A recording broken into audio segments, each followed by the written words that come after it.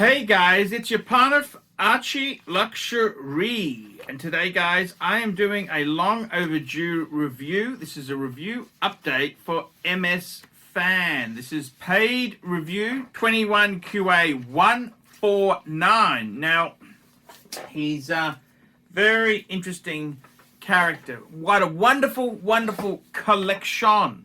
So let's have a bit of a talk about it. He goes, "Hi Arch, I hope you're doing well. It's me, MS Fan." Thank you, MS Fan. This is a quick collection update so you don't have to go through all the watches again. I've added a Pepsi and a Starbucks. Starbucks is the ceramic green Submariner.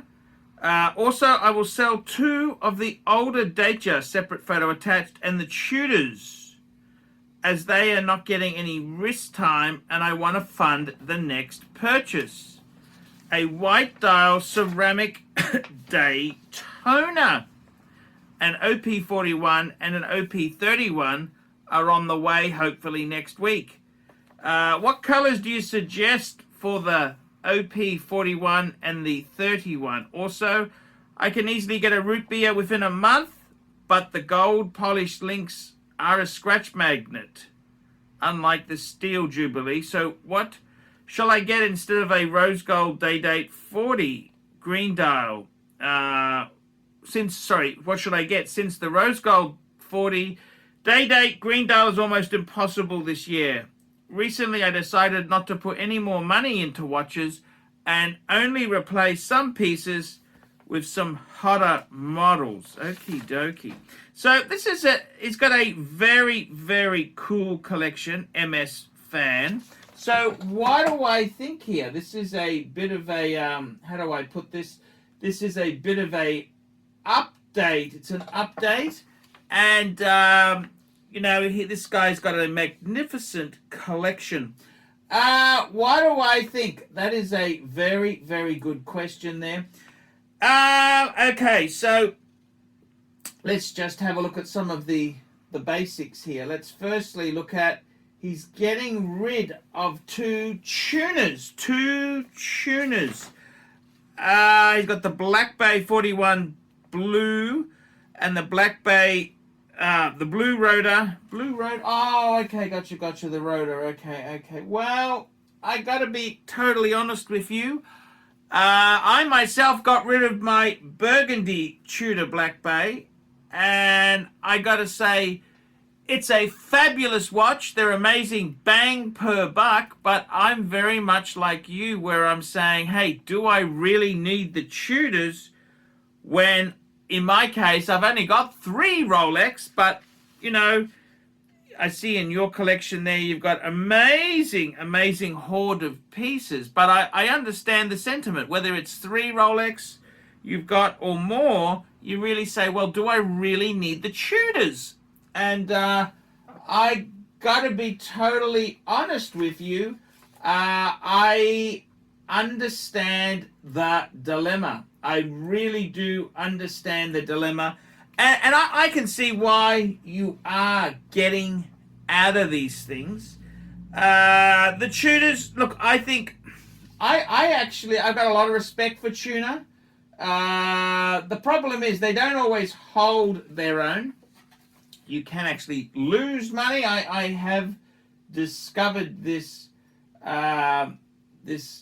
very recently. You can actually lose quite a bit of money on tuners, and I gotta be totally honest with you, that is pretty damn annoying. It's very annoying to lose money on the tuners.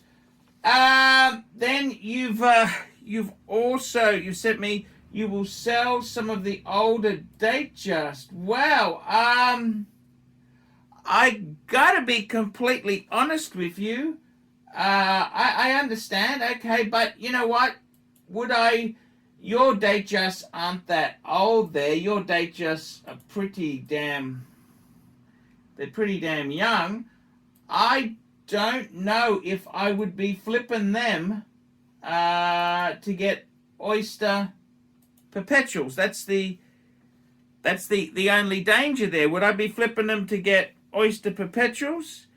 You've got a Datejust 41, and you've got a, so your Datejust 41 is a 126334, and your Datejust 2 is a 2017 116300. See, I got to be honest with you.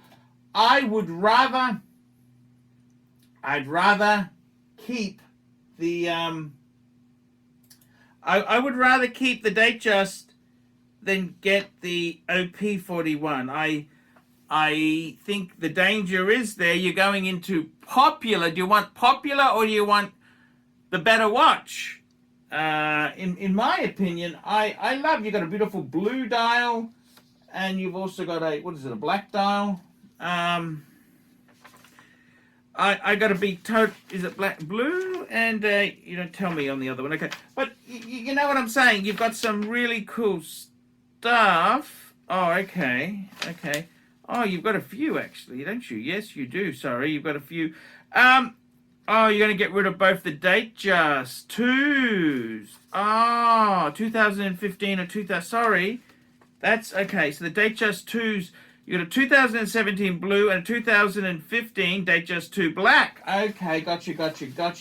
Well, I don't know if I'd be getting rid of them to get an OP. I think the problem here is you're just buying the popular models. God only knows what's going to happen to your wife when somebody more attractive walks by. Are you going to dump her as well? That's the only danger there. I mean, do you want to have the hot models? Is that what's the modus operandi for the collection? To own the hot stuff, or is it to enjoy your watches? I don't mind you getting rid of the Tudors. I just find it a little bit hard to get rid of the two Datejusts there. You added a Pepsi and a Starbucks. That's great. A white dial Daytona. Yep. And an OP41 are on their way hopefully next week. What colors do I suggest? Look, I got to be totally honest with you. These OPs, Oyster Perpetuals, you got to get any color you can get your hands on. I like all the colors. I especially like the flamboyant colors. I really like the Tiffany bluey aqua color. I like the green. I like the yellow. I like the coral red. I actually like the colors. I would try and get a flamboyant color because that's kind of the cool thing about those Oyster Perpetuals is the wacky colors. So I'd try and get one of the crazy colors. So that's the advice there. So try and get crazy colors, yellow, green, Tiffany, crazy colors. They're cool. I can also get a root beer. Look, I honestly don't find, I've got the polished end links on my Milgauss. I gotta be totally honest with you. I'm fairly careful with my stuff. I haven't found the scratching a problem. I try not to ding my watch at all. I wear my watches, but I'm not scratching. I deliberately don't touch metal or things like that. I really don't have a problem with it, and I think you just got to enjoy your watches and use them. So I think the root beer is a great choice.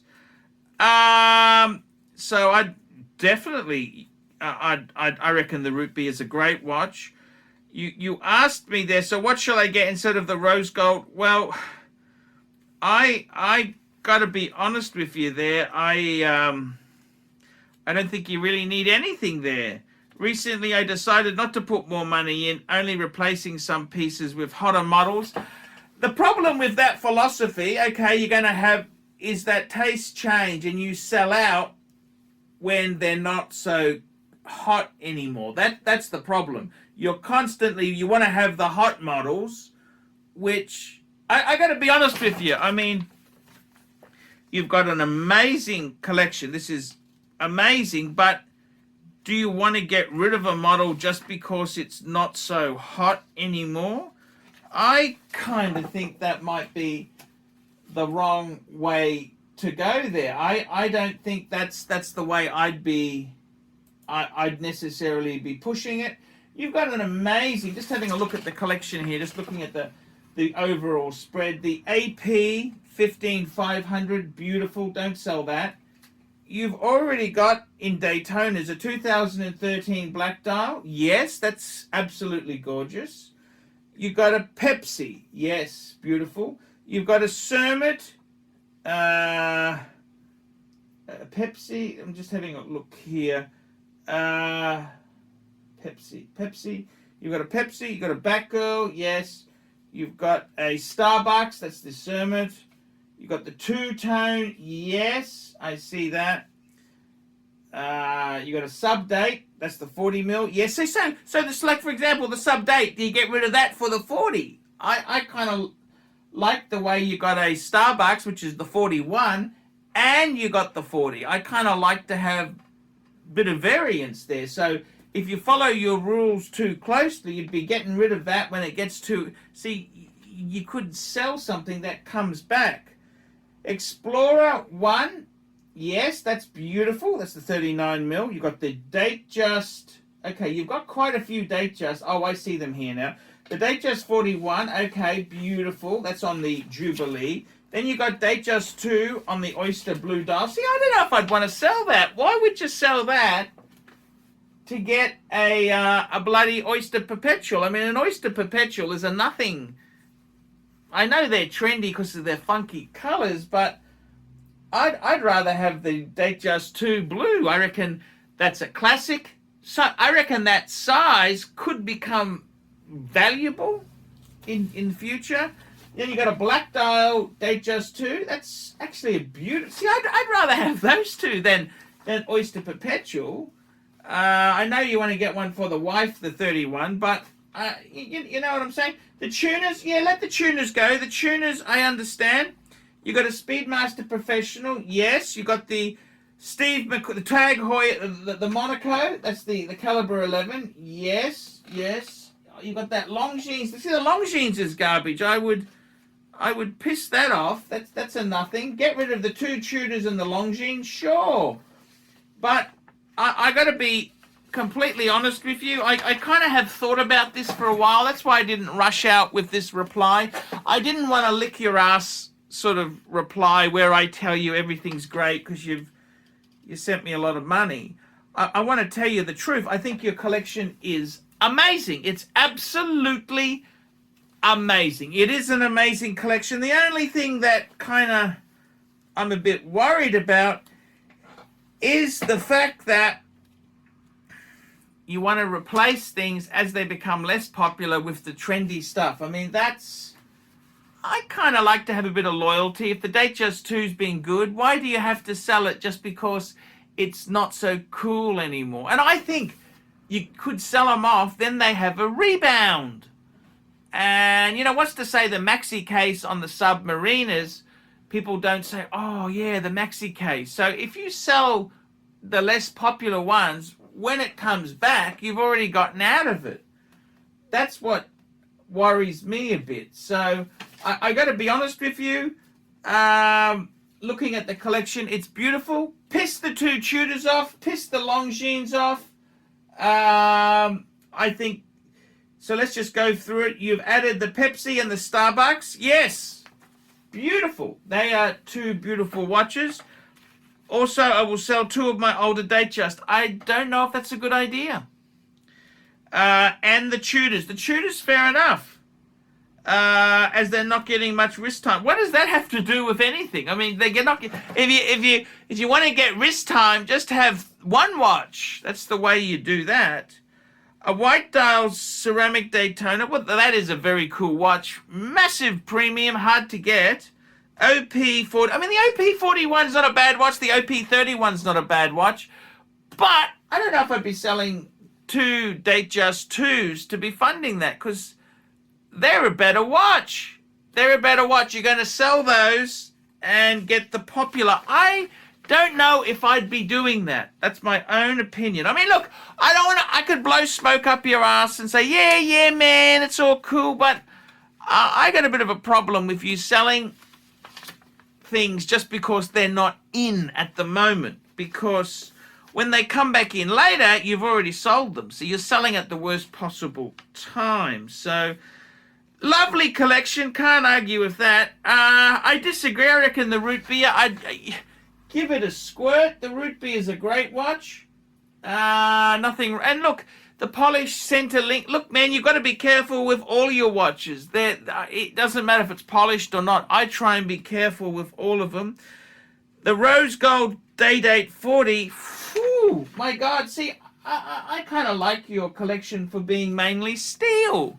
I got a lot of respect for someone who stays in that genre. There's nothing wrong with yellow gold, but I don't know if your collection really needs a lot of it. That's to be honest. I kind of like the modesty of the steel. So yeah, that's my advice there. I hope you're not too upset about that. I'm just trying to tell you the truth.